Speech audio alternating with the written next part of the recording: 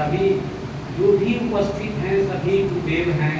मैं उन सबों के बीच में एक छोटा सा बालक हूँ, नाम नंदिनी कुमार अधिवक्ता हूँ। झूठ साँच की जिंदगी बिताता रहता हूँ कोई नहीं। इसलिए एक शब्द उस समय से होते आ रहा है जो मुझे बर्दाश्त नहीं हुआ, इसलिए मैं मंच पर आया। वह शब्द यह है कि रविदास जी की एक पंक्ति है, सूर सूर तुलसी शशि उद्भव केशव दास, अब के कवि रविदास हैं जहाँ तक कर प्रकाश।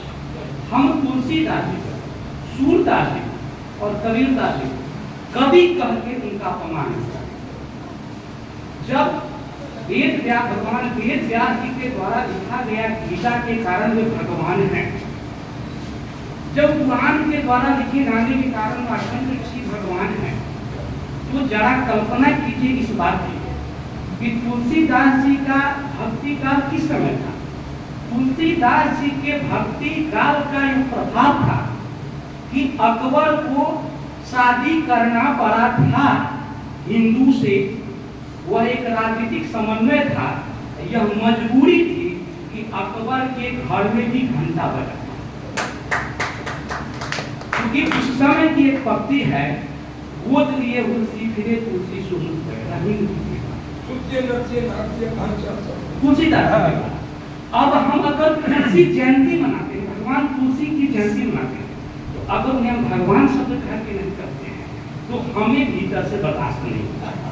क्योंकि कम से कम अगर तुलसी जयंती मनाते हैं तो उसके आगे भगवान तुलसी लिखे, तुलसीदास ना कहें। नहीं तो फिर सर ने जो कहा कि तुलसी जो पौधा है उसका अंग्रेजी नाम है, लैटिन वर्ड से आया है, तो उसका मतलब होता है लाइफ टू एनर्जी, यानी कि हिंदी में जाए तो उसको कहते हैं अमृत। और तुलसी जो पौधा है उसका वैज्ञानिक नाम है अर्चिका। अगर आप तुलसी के पौधे को जब खाते हैं तो उसका खूब इतना प्रभाव है हमारे बीच में कि उसका वर्णन करने की जरूरत नहीं है। वह अर्चिका है। आप मन स्थिति से प्रणाम करके उसको ग्रहण करके शरीर में अर्जन करके देखें। उसी प्रकार से तुलसीदास जी को कि भगवान तुलसीदास जी के द्वारा, प्रभु कबीर जी के द्वारा और भगवान सूरदास जी के द्वारा जो यह रचित ग्रंथ है, इसमें सर ने जो कहा कि कबीरदास जी पिल्लर खड़ा करते हैं, निर्गुण उपासना। निर्गुण शब्द पर जब आते हैं तो जब हिंदी साहित्य में जाते हैं, हिंदी व्याकरण में जाते हैं, तो हम लोग उपसर्ग प्रत्यय पढ़ते हैं तो कहते हैं मी प्रा अपसम अनुलोम निर्गुण प्रतिनिधि क्या समय तो निर्माण कहते हैं बिना गुण का। अगर एक सब आते हैं तो फिर हिंद महासागर पर बड़ी सावधान कम हो जाता है। हिमालय को अगर सिंधु को स्व कहा जाता तो हिमालय को सिमालय नहीं, हिमालय से निकलने वाली नदियों को सीमात्री कहिए। वहां पर उन्होंने लिखा था हिमाद्रि तुंग सिंध से प्रबुद्ध शुद्ध भारती स्वयं प्रभा संपदा स्वतंत्रता प्राप्ति। इसलिए हिमालय से निकलने वाली नदियां हिम नदी है, हिमाद्री है, हिमाद्री के क्षेत्र में रहने वाले हिंदू हैं, और हिमाद्री की नदियों से बनने वाली समुद्र जो है हिंद महासागर है, क्योंकि हिंद का मतलब है अटल। इसलिए सबसे एक अनुना है मेरा, किताब ही अगर छापना है, किताब ही अगर बनाना है तो सनातन हिंदी साहित्य के अमृत कलश के नाम से किताब छापा।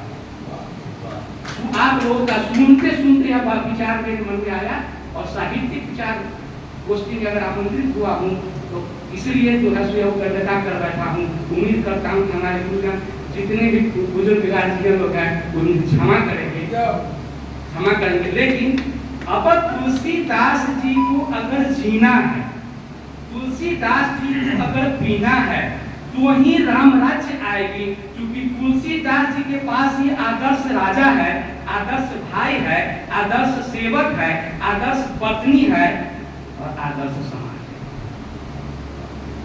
है। हमारे पास विकल्प ही नहीं है। अगर राम राज्य लाने की कोई तरीका है, कोई वे है, कोई रास्ता है, तो रामचरितमानस के सिवा इतने देर से सभी लोग कभी कभी कभी कभी कहे हैं, किसी की कविता में, किसी की साहित्य में अगर कोई तरीका है तो हमें बताएं कि हम अगर राम राज्य लाना चाहते हैं तो तरीका क्या है। तरीका अगर किसी को है तो भगवान तुलसीदास जी को है, और इसमें कोई आपत्ति नहीं होनी चाहिए कि जिन्होंने जब मुझे जन्म दिया तो उसे जब हम भगवान कहते हैं, हम तो भगवान से सिर्फ प्रार्थना करते हैं, पूजा तो हम अपने माता पिता की नहीं करते हैं। क्योंकि जब तक वो जिंदा है तब तक पूजा करने के लिए हमारे पास उपस्थित है ना, उनसे तो हमें प्रार्थना है कि मेरी बुद्धि इतनी अच्छी बनी रहे, मेरी व्यवस्था इतनी अच्छी बनी रहे कि मैं उस पूजा करने में सफल होता है। तो ये जो चीज है कि कम से कम तुलसीदास जी की अगर जयंती मनाए, भगवान तुलसीदास जी की जयंती मनाए, तो उनके नाम के आगे प्रभु भगवान, और जब उनको संबोधित करें तो भगवान तुलसीदास जी कह के संबोधित करें, भगवान सूरदास जी कहें, भगवान कबीरदास जी कहें, क्योंकि यह एक ऐसा अमृत कलश का निर्माण किया गया, निर्गुण और सगुण दोनों को मिलाकर, जिसकी छाया में सनातन भक्ति साहित्य बचा इस्लामी आकांक्षाओं से। अगर यह नहीं हुआ होता, जब ये था एक वर्ग था जो इस्लाम के लाख विरोध के बावजूद उस भक्ति के सागर में अपने आप को बेचैन किए हुए था, उसके बावजूद भी टिका हुआ रहा, तो यह एक अमृत कलश देने का काम किया है। इसी के साथ अपना विराम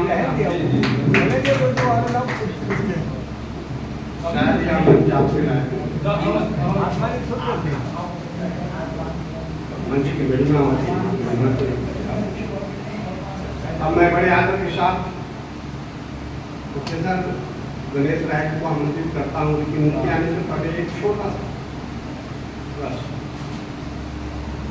कि क्या कबीर पर इस्लाम का प्रभाव था, एक, और दूसरा कि हरि मेरा प्रिय में हरि की बहुरिया, या हम बनब राम के कुकुर, इन पंक्तियों में शगुन नहीं है क्या? इसमें तो गुण है। इस पर ध्यान देते हुए प्रोफेसर गणेश राय।